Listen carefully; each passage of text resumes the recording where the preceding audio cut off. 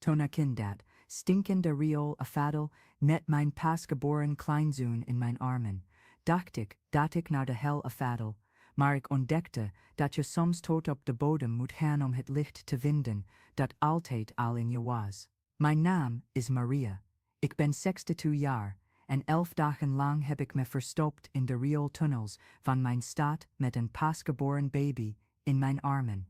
Ik weet dat het gek klinkt, maar als je ziet hoe alles wat je in je leven hebt opgebouwd om je heen instort, als de bommen als regen vallen en zelfs de geur van thuis wegnemen die je decennia lang in je geheugen hebt bewaard, dan ontdek je dat je tot dingen in staat bent die je je nooit had kunnen voorstellen. Voordat de oorlog ons bereikte, had ik een eenvoudig, maar goed leven. 50 jaar deed ik erover om mijn huisje in de wijk de hoop te bouwen, een naam die me nu met een zoete melancholie doet glimlachen. Het waren 3 kleine kamers, een keuken waar de geur van koffie zich elke ochtend vermengde met die van versgebakken brood, en een tuin waar ik mijn planten kweekte. Mijn trots waren de mango-bomen die ik plantte toen mijn zoon Robert nog een jongen was. Hij klom als een aapje in die bomen, kwam altijd vies van de grond terug, maar met stralende ogen van geluk. Robert groeide op, trouwde met Carla, een lief meisje dat mijn moeder Maria noemde, en die de lekkerste zuurvlees maakte die ik ooit in mijn leven had geproefd. Ze woonden op 2 straten van ons vandaan, en ik zag mijn zoon elke dag. Soms kwam hij gewoon even langs voor een kopje koffie en vertelde hij me over zijn werk in de autogarage. Hij had gezegende handen om alles te repareren, van mijn oude blender tot de meest gecompliceerde auto's in de buurt. Toen Carla zwanger werd, dacht ik dat mijn hart van geluk zou ontploffen. Ik was al oma van 2 meisjes, dochters van mijn oudste dochter die op het platteland woont, maar deze baby zou speciaal zijn. Hij zou vlak bij me geboren worden, zou in mijn tuin spelen, zou mijn verhalen horen en elke zondag mijn krentenbrood eten. De eerste tekenen van de oorlog kwamen langzaam, als een hoofdpijn die langzaam erger wordt tot je hem niet meer kunt negeren. Eerst waren het de vliegtuigen die lager overvlogen, daarna de militaire vrachtwagens op de hoofdstraat en uiteindelijk het verre geluid van explosies die we deden alsof we niet hoorden. Het zal wel snel voorbij zijn, zei Robert. Dit soort dingen komen hier nooit aan, wat vergisten we ons. De avond dat alles veranderde, zat ik een heel kleedje te breien voor de baby, die bijna geboren zou worden. Het was bijna 10 uur 's avonds toen ik Carla's eerste weeën voelde door de dunne muur die onze tuinen scheidde. Ze schreeuwde, en Robert bonkte wanhopig op mijn deur. Moeder, bel de vroedvrouw, de baby komt eraan. Mevrouw Jansen, de meest ervaren vroedvrouw van de buurt, kwam aanhurend met haar door de tijd versleten leren tas. Ik kookte water, zette de schoonste handdoeken klaar en bad in de kamer terwijl ik Carla's gekroon in de kamer ernaast hoorde. Toen schudde de eerste explosie het hele huis door elkaar. De ruiten trilden en een oorverdovend geluid scheurde de nacht open. De bommen zijn hier aangekomen, fluisterde mevrouw Jansen, toen ze uit de kamer kwam met bloedende handen. De baby is geboren, Maria, maar we moeten hier weg. Ik pakte mijn kleinkind, nog nat van de geboorte, wikkelde hem in mijn zachtste handdoeken en keek naar dat kleine, rode, perfecte gezichtje. De gesloten ogen, het pruilmondje, de handjes kleiner dan munten. Het was het mooiste en meest kwetsbare wat ik ooit in mijn leven had gezien. En ook het meest angstige. Robert droeg Carla, die na de bevalling nauwelijks kon staan. We gaan naar het schoolplaats bij de school, schreeuwde hij boven het geluid van de sirenes uit. Maar toen we de straat opgingen, zagen we dat er geen school meer was. Op de plek waar het officiële onderkomen was alleen nog een hoop rookwolken en de geur van verbrand beton over. Toen nam Robert de beslissing die alles zou veranderen. Moeder, jij blijft bij de baby en verstopt je. Ik breng Carla naar het ziekenhuis in de naburige stad en kom jullie halen. Voordat ik kon protesteren, kuste hij het voorhoofd van zijn pasgeboren zoon en fluisterde, bescherm hem voor mijn moeder. Jij bent de sterkste persoon die ik ken. Dit waren de laatste woorden die ik van mijn zoon hoorde. De dagen daarna waren een waas van explosies, sirenes en wanhoop. Carla en Robert kwamen niet terug van het ziekenhuis. Het nieuws was verwarrend en tegenstrijdig. Sommige buren zeiden dat de weg was gebombardeerd.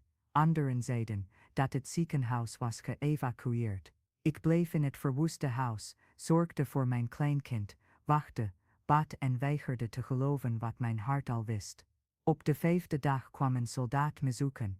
Het was een jonge jongen, niet ouder dan 20, met droevige ogen die te veel hadden gezien voor zijn leeftijd. Bent u de moeder van Robert de Vries? Vroeg hij, zijn helm afzettend. Ik kon alleen maar met mijn hoofd knikken, want mijn keel was dichtgeknepen. Hij wordt vermist, mevrouw. De trein met gewonden van het ziekenhuis werd op de weg aangevallen. We hebben niemand levend aangetroffen. De jongen keek naar beneden. Het spijt me. Vermist, niet dood. Vermist. Ik hield me aan dat woord vast, als iemand die zich aan een tak vastklampt, als hij verdrinkt. Vermist betekende hoop. Het betekende dat mijn zoon ergens kon zijn, misschien gewond maar levend. En zolang ik die hoop had, zou ik beschermen wat er van hem over was, die baby die zijn ogen en zijn kleine neus droeg. Maar de oorlog stond voor niemand stil om te huilen. De bommen bleven vallen, steeds dichterbij. De buren waren weg, alles achterlatend. De stroom viel uit, daarna het water. De supermarkt was geplunderd, de apotheken gesloten, en ik daar, alleen met een pasgeboren baby die melk nodig had. Layers, zorg die ik niet wist hoe ik moest geven. Toen herinnerde ik me de tunnels. Mijn overleden man, moge hij rusten in vrede, werkte 30 jaar bij de gemeente aan het rioolsysteem van de stad. Hij kende elke pijp, elke galerij, elke ingang en uitgang van dat ondergrondse labyrint. Toen Robert klein was, vertelde zijn vader soms verhalen over de enorme tunnels die onder de stad liepen, groot genoeg om er rechtop in te lopen. Als het hierboven ooit misgaat, placht hij te grappen, verstoppen we ons daar beneden tot het beter wordt. Ik had nooit gedacht dat ik die woorden serieus zou nemen. Op de ochtend dat ik de gekste beslissing van mijn leven nam, was de lucht zwart van rook en de geur van verbrand kraut mengde zich met die van brandende huizen. Mijn kleinzoon huilde van de honger en ik had geen melkpoeder meer om hem te geven. De laatste schone layers waren op, en het ergste, ik begon vreemde stemmen op straat te horen, mannen die hard spraken, lachend op een manier die me de rillingen over de rug deed lopen. Ik pakte een plastic tas en stopte erin alles wat ik kon vinden.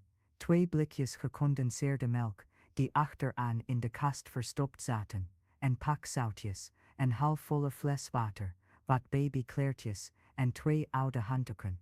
In mijn zak stopte ik de kleine zaklamp, die ik gebruikte bij stroomuitval, en het rozenhoedje dat mijn moeder me gaf, toen ik trouwde. Ik wikkelde mijn kleinzoon in de warmste dekentjes, die ik kon vinden, en liep naar het centrale plein van de stad, waar de hoofdriolering was. Mijn hart bonkte zo hard dat ik dacht dat het uit mijn borst zou springen. Toen ik het zware ijzeren deksel optilde, steeg een wolk van een vreselijke geur op, en bijna gooide het mij omver, maar ik keek naar dat onschuldige gezichtje in mijn armen, en haalde diep adem. Vergeef oma mijn liefje, fluisterde ik in zijn oor. We gaan een paar dagen in een lelijke plek wonen, maar we blijven samen, en als je papa terugkomt, vertellen we hem hoe dapper jullie beiden zijn geweest. Afdalen, langs die roestige ijzeren trap met een baby in mijn armen was het moeilijkste wat ik ooit in mijn leven heb gedaan. Elke tree was een nieuwe beslissing om niet op te geven.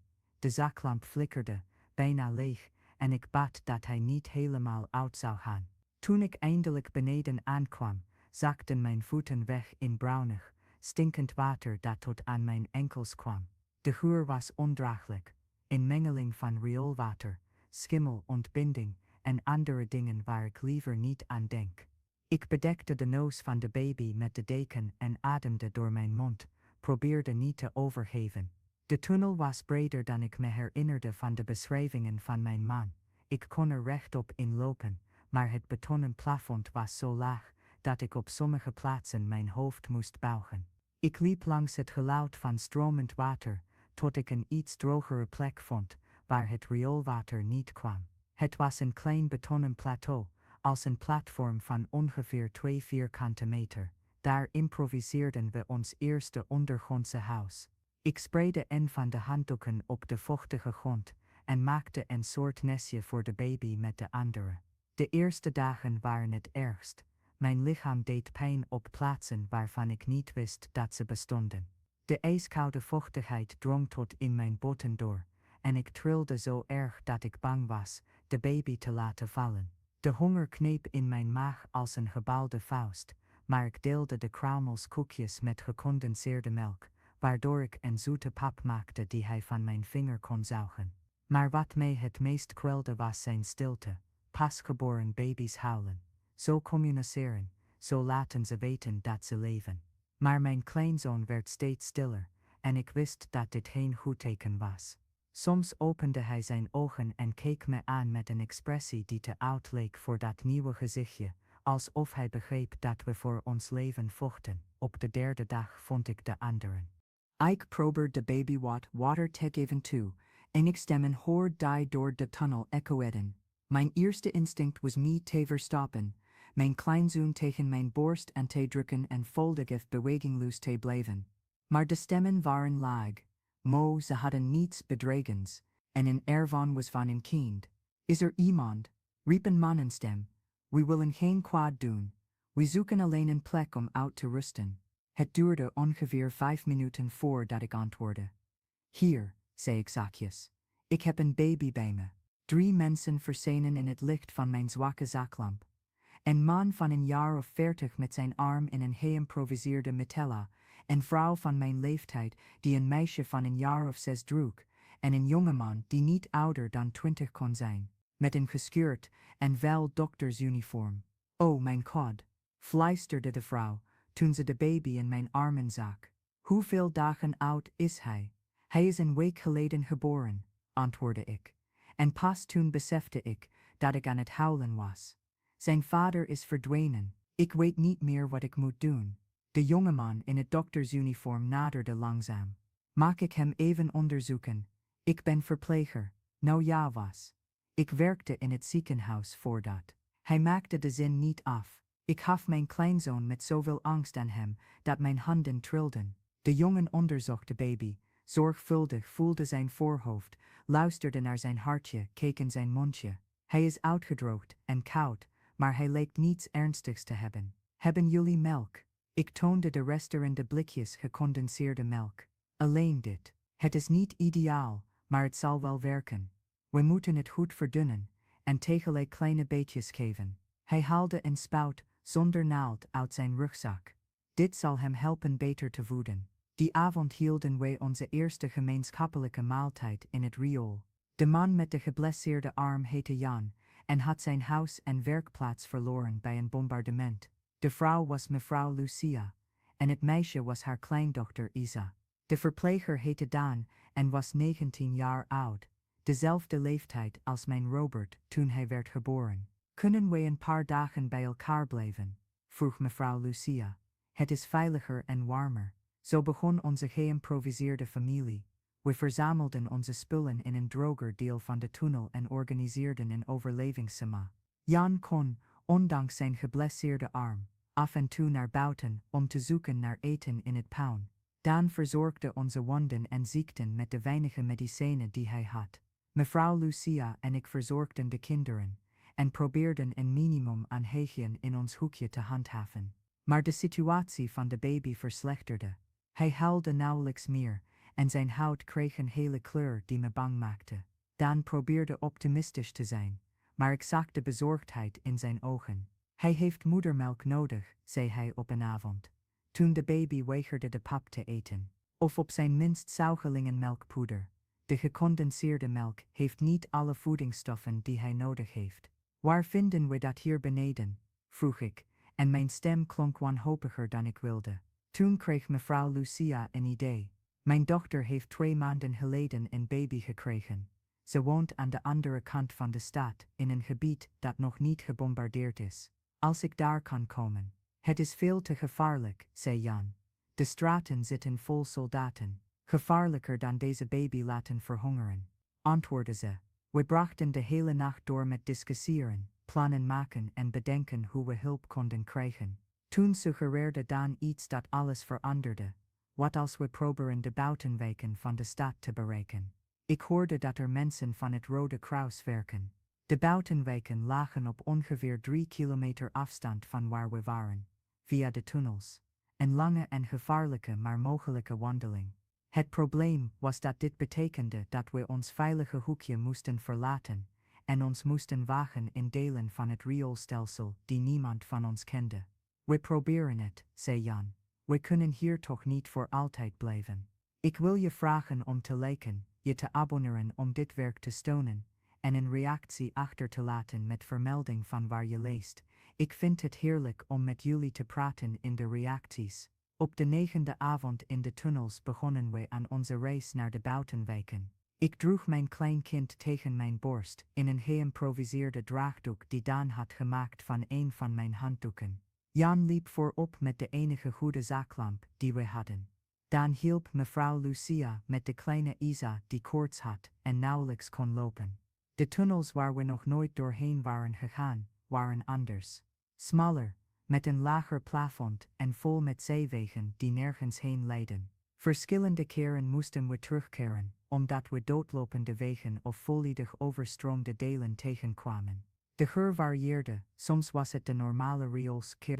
Andere keren was er een zoete en misselijkmakende geur van ontbinding die mijn maag deed omkeren. Na uren lopen, stopten we om te rusten in een verbreding van de tunnel. Mijn kleinkind was zo stil dat ik verschillende keren mijn oor tegen zijn borstje drukte om er zeker van te zijn dat hij nog ademde. Zijn kleine handjes grepen mijn vinger vast met een kracht die me verraste. Het was alsof hij wist dat hij van mij afhing, dat ik de enige schakel was tussen hem en het leven. Geef het niet op, mijn liefje, fluisterde ik in zijn oor. Oma is hier. Oma zal voor je zorgen totdat je papa terugkomt. Op dat moment hoorden we de stappen. Het waren zware stappen, van militaire laarzen, die door de tunnel in onze richting weergalmden. We stonden allemaal verstijfd. Jan deed meteen de zaklamp uit en we dompelden ons onder in een compleet duisternis. Mijn hart bonkte zo hard dat ik zeker wist dat ze het zouden horen. Er is hier iemand beneden, zei een diepe stem met een buitenlands accent. Ik hoorde stemmen. Laat maar zitten, antwoordde een andere stem. We hebben geen tijd om op zoek te gaan naar ratten in het riool. We gaan verder. De stappen verdwenen, maar we bleven nog een uur bewegingloos staan, in absolute stilte. De kleine Isa begon te hoesten en mevrouw Lucia moest haar mond met haar hand bedekken. Daan hield mijn arm vast en ik voelde dat hij net zo trilde als ik. Toen we ons eindelijk weer gingen bewegen, brak de dag aan. Het was een ander licht dan het kunstlicht. Het had een gouden warme kleur die me deed denken aan de ochtenden in mijn keuken toen ik koffie zette en de vogels hoorde zingen in de tuin. Het was dit licht dat ons de weg wees naar de uitgang. Het rooster dat naar de straat leidde, was gedeeltelijk kapot met de ijzeren staven verbogen door de explosie van een bom. Jan slaagde erin het voldoende te verbreden, om door te kunnen. Toen ik die stinkende tunnel uitkwam met mijn kleinkind in mijn armen, was het eerste wat ik voelde de frisse ochtendlucht die in mijn longen kwam. Het tweede was de geur van gebakken brood, die ergens in de buurt vandaan kwam. We bevonden ons in een deel van de stad dat ik niet kende, maar dat veel minder verwoest leek dan mijn buurt. Sommige huizen hadden nog steeds hun ramen intact en er waren mensen op straat, gewone mensen die boodschappentassen droegen, met elkaar praten, leefden. Daar, riep Daan en wees naar een witte kraam met een rood kruis op het zeil. Rode Kruis. De verpleegster die ons hielp was een vrouw met blond haar, een jaar of 30, die een beetje onduidelijk Nederlands sprak met een Europees accent. Toen ze de baby in mijn armen zag, vroeg ze niets over waar we vandaan kwamen, of wat we hadden gedaan. Ze nam gewoon mijn kleinzoon in haar armen en begon hem te onderzoeken. Hij is erg uitgedroogd, zei ze tegen de andere verpleegster in het Engels. Daarna keek ze me aan. Mevrouw, hoe lang krijgt hij al geen normale voeding? 11 dagen, antwoordde ik, en pas toen besefte ik dat het inderdaad 11 dagen geleden was dat alles begon. 11 dagen die aanvoelden als een heel leven. Ze gaven de baby infuus en speciale zuigelingenvoeding. Terwijl hij die kostbare vloeistof druppel voor druppel uit een klein flesje dronk, ging ik op een plastic stoel zitten en liet ik mijn lichaam eindelijk ontspannen. Pas toen besefte ik hoe vies, gehavend en uitgeput ik was. Mijn kleren stonden naar rioolwater, mijn haar zat vastgeplakt van de vuiligheid en ik had wondjes op mijn handen en voeten die ik eerder niet had opgemerkt. Maar mijn kleinzoon leefde, hij dronk melk en zijn wangetjes werden roder.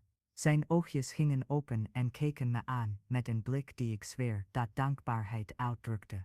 Hebben jullie ergens een plek om te verblijven? Vroeg de blonde verpleegster. Ik keek naar mijn metgezellen, Jan met zijn gekwetste arm, mevrouw Lucia die Isa vasthield, die nog steeds hoestte, en Daan met zijn gescheurde doktersuniform. We waren 5 overlevenden die niets meer hadden dan elkaar. Nee, antwoordde ik, we hebben niets. Ze noteerde onze namen op een kladblok en legde uit dat er een vluchtelingenkamp werd opgezet in de naburige stad. Er zouden 's middags bussen komen om mensen die wilden vertrekken mee te nemen. Het is tijdelijk, zei ze, maar er is eten, medicijnen en een schone plek om te slapen. We besloten te gaan, we hadden niets meer te verliezen en mijn kleinzoon had regelmatige medische zorg nodig. Terwijl we op de bus wachten, dronk hij nog wat melk en glimlachte hij zelfs heel even toen ik in zijn buikje kietelde.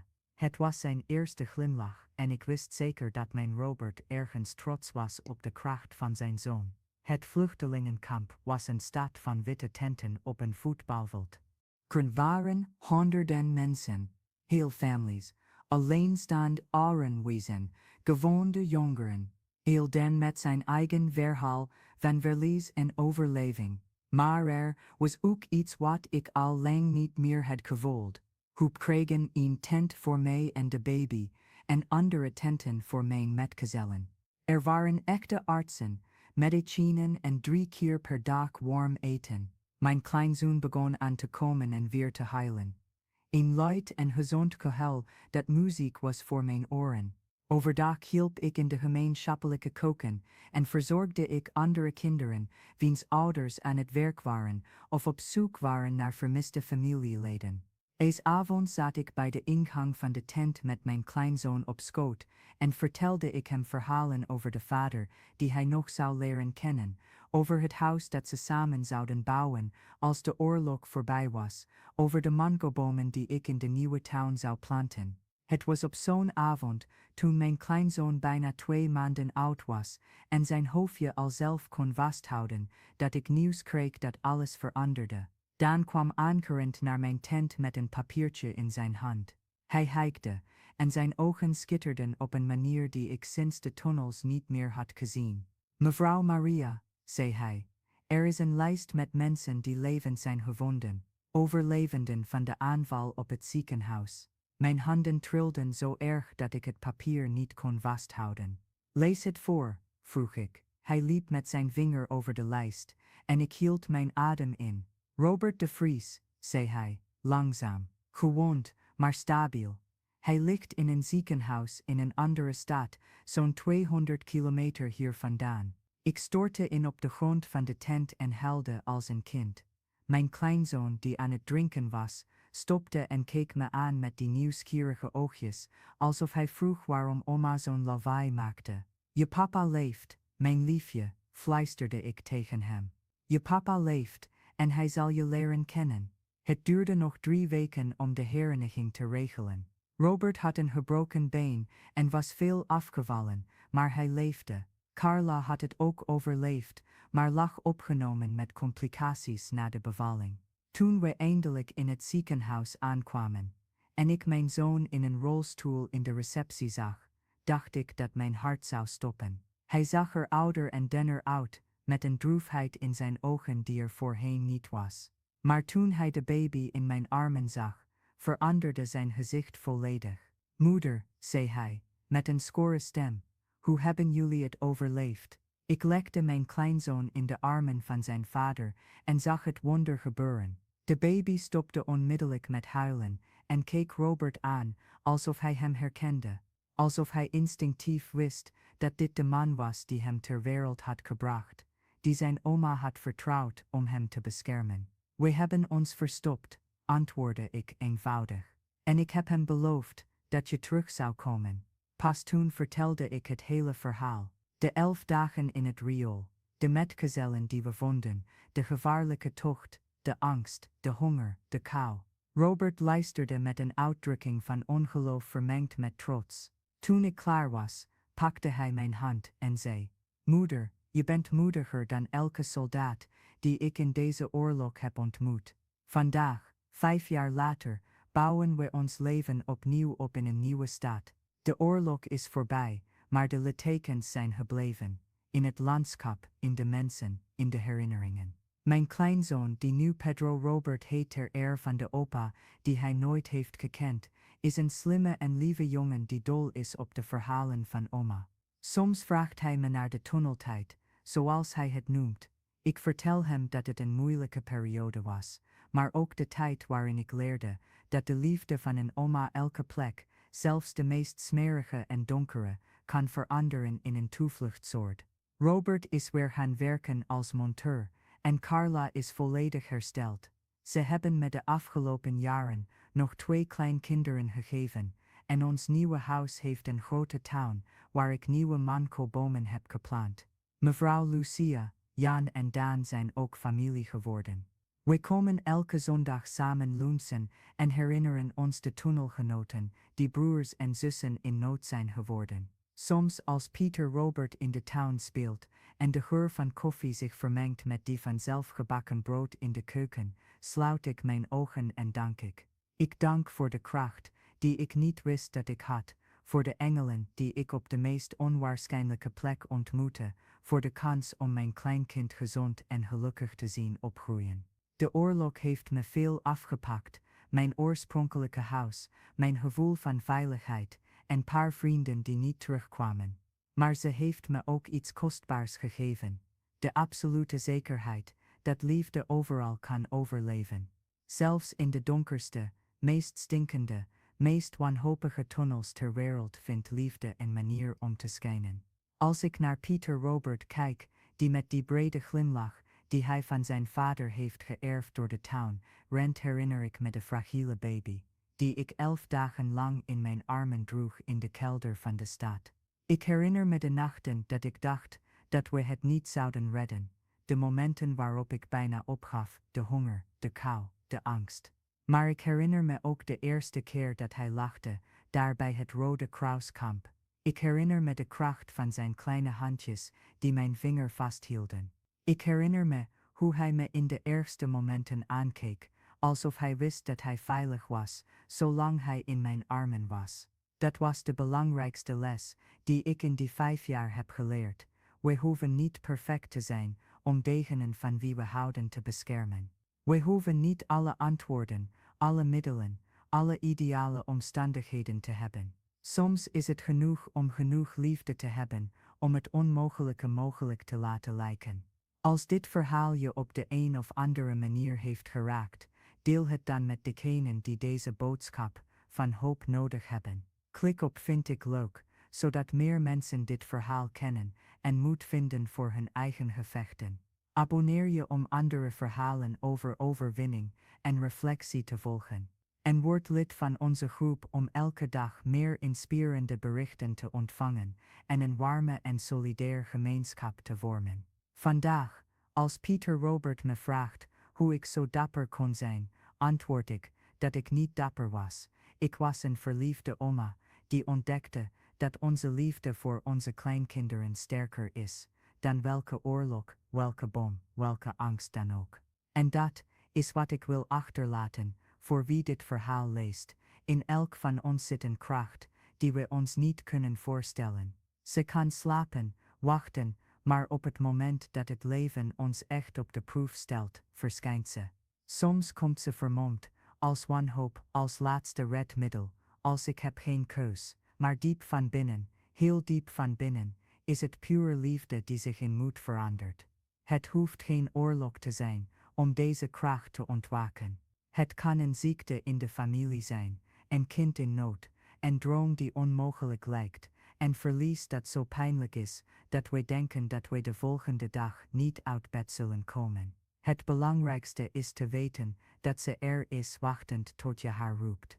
Op mijn 6-7, na alles wat ik heb meegemaakt, kan ik één ding met zekerheid zeggen: er is geen situatie zo donker dat liefde het niet kan verlichten. Het lijkt misschien flauwekul van een trotse oma, maar ik heb het zien gebeuren. Ik heb het zelf meegemaakt. Ik ben letterlijk naar de hel afgedaald, met een baby in mijn armen en ontdekte dat zelfs in het Riool hoop kan ontstaan. Peter Robert is nu 5 en wil astronaut worden.